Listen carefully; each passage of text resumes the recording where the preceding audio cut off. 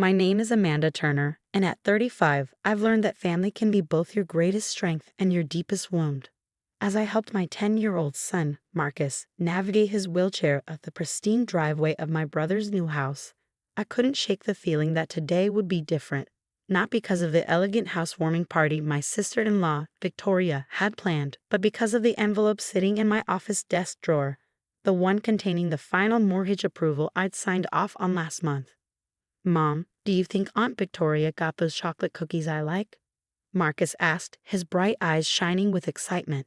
My heart squeezed. Despite everything, he still saw the best in people. "We'll see, sweetheart," I replied, adjusting his jacket. The spring breeze carried the sound of laughter and clinking glasses from the backyard. Victoria had been planning this housewarming for weeks, sending multiple texts about the imported marble floors, crystal chandeliers, and the guest list of important people she'd invited. What she didn't know, what none of them knew, was that their dream home's mortgage had crossed my desk at Brighton Financial. As the senior loan officer, I'd seen the application flagged for concerns. Their debt-to-income ratio was questionable, but I'd chosen to approve it anyway. Family helps family, right? The front door opened before we could ring the bell, and there stood my brother, David, champagne glass in hand. "Sis, you made it?" His smile faltered slightly as his eyes dropped to Marcus's wheelchair. "Victoria's got the place pretty packed."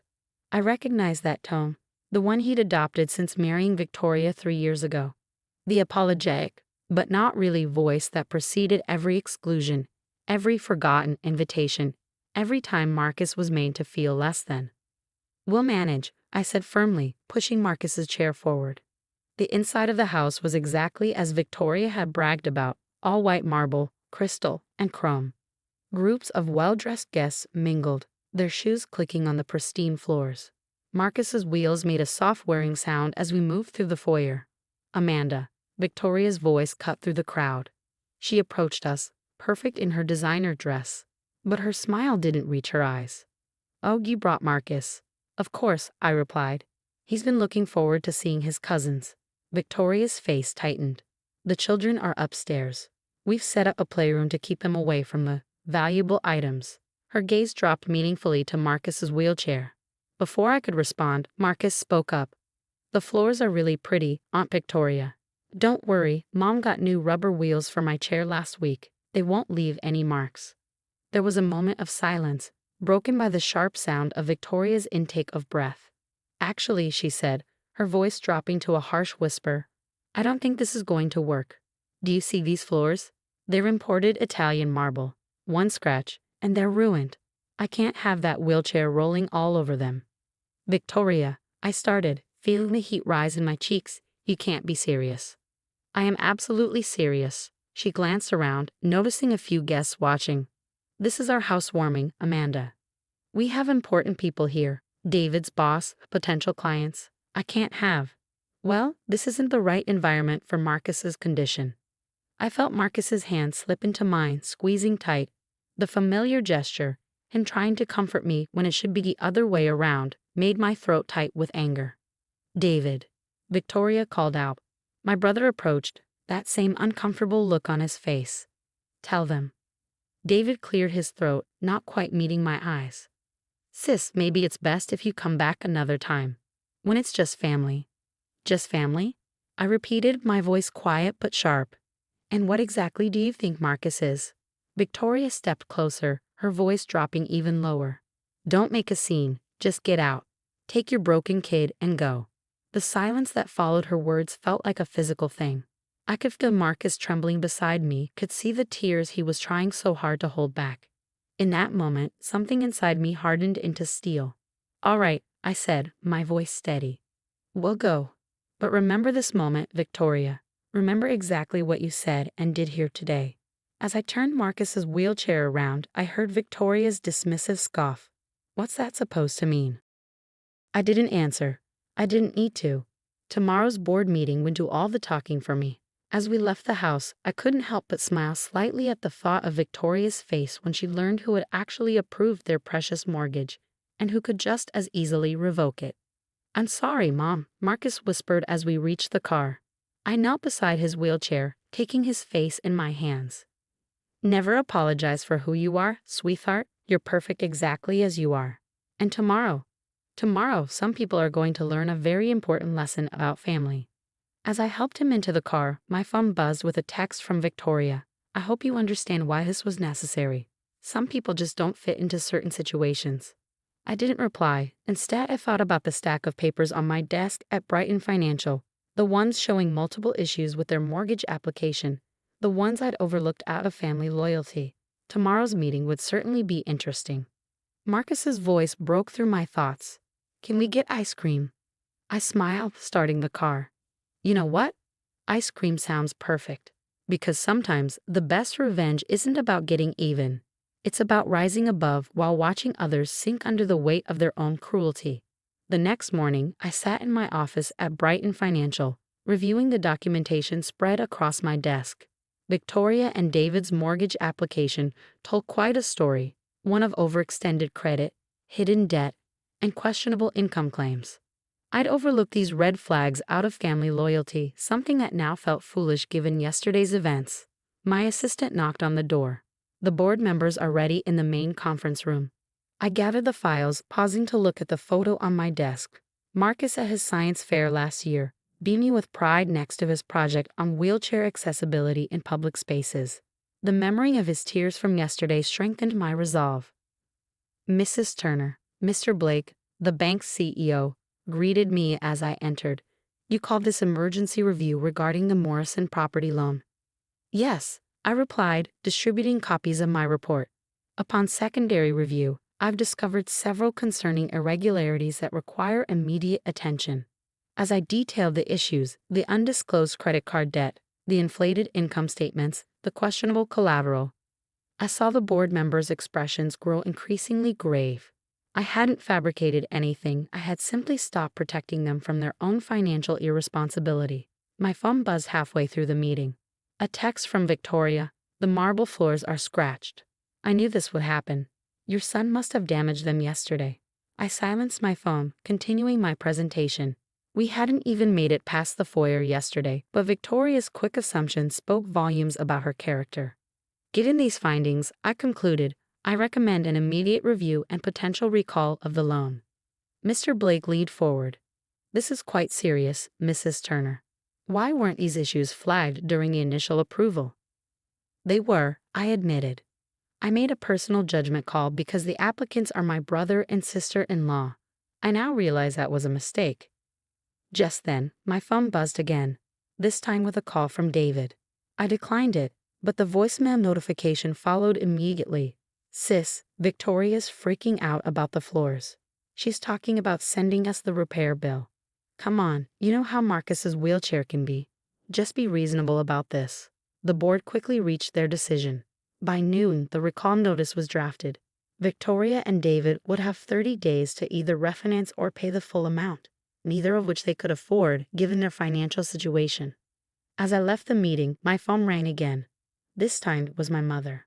Amanda, she started, her voice tight with tension. Victoria's crying at my house. She says you're trying to get them evicted. Sweetheart, I know she can be difficult, but they just moved in. Mom, I interrupted. Did she tell you what happened at the housewarming? How she kicked out your grandson because his wheelchair might scratch her precious floors? The silence on the other end was telling. No, Mom finally said, her voice smaller. She didn't mention that part. She called him my broken kid, Mom. Made him cry. And David just stood there and let it happen. I heard my mother's sharp intake of breath. Oh, Amanda. Actions have consequences, I said firmly. I've spent years making excuses for them, smoothing things over, trying to keep the peace. Not anymore. When I picked up Marcus from school that afternoon, he was quieter than usual. Mom, he asked as we drove home. Is it true what Lily said? That Aunt Victoria and Uncle David might have to leave their new house. Lily was Victoria's daughter, my niece. Of course, they would use a child to try to make us feel guilty. The truth is, I explained carefully, Aunt Victoria and Uncle David weren't honest about some important things when they bought the house. That's not okay, and now they have to deal with the consequences. Like when you say actions have consequences. Exactly like that, sweetheart. My phone kept buzzing throughout the evening. Victoria had progressed from angry accusations about the floors to desperate pleading about the mortgage. David left increasingly panicked voicemails about their misunderstanding and how we needed to work this out as a family. Around dinner time, the doorbell rang. Through the window, I could see Victoria on our porch, looking significantly less polished than yesterday. I opened the door but kept the security chain in place. "Please," she said, her mascara smudged. "We'll lose everything. You can't do this to us." "I'm not doing anything to you," I replied calmly. "Your loan application has simply been reviewed according to standard bank procedures. The same procedures I would have followed initially if I hadn't been trying to help family." "But we are family," she protested. "Are we?" I asked quietly, "because yesterday you made it very clear that my son, your nephew, wasn't family enough to be welcome in your home." She flinched. I was just worried about the floors." "Goodbye, Victoria," I said, closing the door on her stammered excuses. Later that night, as I tucked Marcus into bed, he asked, "Are you mad at Aunt Victoria and Uncle David?" I sat on the edge of his bed, choosing my words carefully. "I'm disappointed in them. Sometimes people show you who they really are, and when they do, it's important to believe them." He nodded thoughtfully. "Like when you tell me that real family loves you no matter what." "Exactly like that." I kissed his forehead. "And you, my brave boy, are perfect exactly as you are. Never let anyone make you feel otherwise." As I turned out his light, my phone lit up with another text from Victoria. "You'll regret this. No one likes someone who turns against family." I smiled slightly, thinking of the board meeting scheduled for tomorrow morning. Victoria had no idea that this was just the beginning. Sometimes the best lessons about family come from those who show you exactly what family shouldn't be. 1 week after the board meeting, Victoria and David's perfect world was crumbling. Their attempts to refinance had been rejected by 3 different banks, each one flagging the issues I'd originally overlooked. The expensive furniture they'd bought to impress their guests was being repossessed, and David's boss, who attended the housewarming, was asking uncomfortable questions about the financial discrepancies. I sat in my office, reviewing their latest desperate appeal when my mother called. "I went to see them yesterday," she said, her voice heavy. "The house is half empty." Victoria was talking about moving in with her parents. And I kept my voice neutral. "And I told her she's lucky I don't press charges for how she treated my grandson." Mom's tone hardened. "I saw the security camera footage from their doorbell, Amanda. I heard exactly what she said about Marcus." I leaned back in my chair, surprised. "You watched the footage?" "David sent it, trying to prove you were exaggerating. Backfired spectacularly." She paused. "I've been too lenient with them, haven't I?" Before I could respond, my assistant buzzed. "Mrs. Turner, your brother and his wife are here. They don't have an appointment, but—" "Send them in," I said. It was time to end this. Victoria entered first, her designer clothes from the housewarming replaced by simple jeans and a sweater. David followed, looking older than I'd ever seen him. "Mandy," he started, using my childhood nickname. "We need to talk." "About what?" I kept my voice professional. "The loan recall is a board decision. There's nothing to discuss." "Please." Victoria's voice cracked. "We'll lose everything. The house, David's job. His boss is asking questions about our finances. Can't you just fix it?" I studied them both. "Like you tried to fix the problem of Marcus attending your party." Victoria flinched. "I'm sorry, okay. I was wrong. I was stressed about the party, about impressing everyone. I shouldn't have said those things about Marcus." "No," I agreed. "You shouldn't have. But you did. And worse, you meant them." "What do you want from us?" David demanded. "We're apologizing." "You're apologizing because you need something," I corrected. "There's a difference." I pulled out my phone, playing the doorbell camera footage. Victoria's voice filled the office. "Take your broken kid and go." David looked away. Victoria started crying. That moment, I said quietly, "When you chose your marble floors over my son's dignity, that was real.